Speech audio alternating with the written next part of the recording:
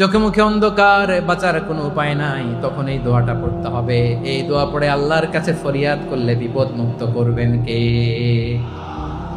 এমন বিপদ মাঝে মাঝে হয় না, দেয়ালে পিঠ থেকে যায়, চোখে মুখে অন্ধকার, কি করব দিশা খুঁজে পাই না, এরকম হয় কখনো? হ্যাঁ, আপনাদের হয় না? তো জান্নাতে আছেন আপনারা। হয় হয় এরকম হয়েছে না যে দেয়ালে পিঠ থেকে গেছে, চোখে মুখে অন্ধকার, কই যাব, কি করব, বাঁচানোর কেউ না, এরকম হয়েছে কখনো আপনাদের? যদি হয় তাইলে এটার সলিউশন বলবো, না হইলে তো এগুলো বলে লাভ নাই।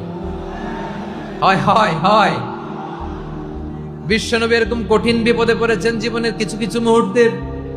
ওই মুহূর্তে বিশ্বনবী স্পেশাল দুইটা দোয়া পড়তেন।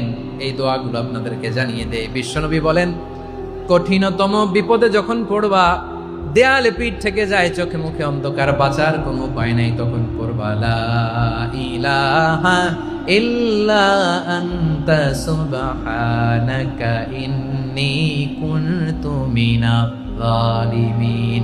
আল্লাহ, তুমি ছাড়া কোনো ইলাহ নাই, তুমি পবিত্র, নিশ্চয় আমি জালিমদের অন্তর্ভুক্ত। সুবহানাল্লাহ বলেন।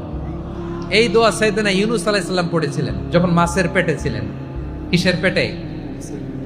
এবং অনেক মুফাসসিরিন একরাম বলেছেন, অনেক আহলুল ইলমরা বলেছেন, এটা হচ্ছে ইসমে আজম। ইসমে আজম এমন দোয়া যেটা দিয়ে দোয়া করলে আল্লাহ দোয়া কবুল করে, কিন্তু এটা কোনটা, এটা নিয়ে ইখতিলাফ আছে।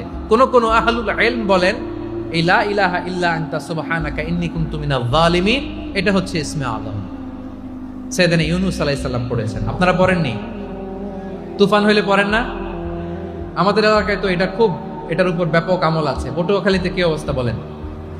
পড়েন পড়েন পড়েন পড়েন।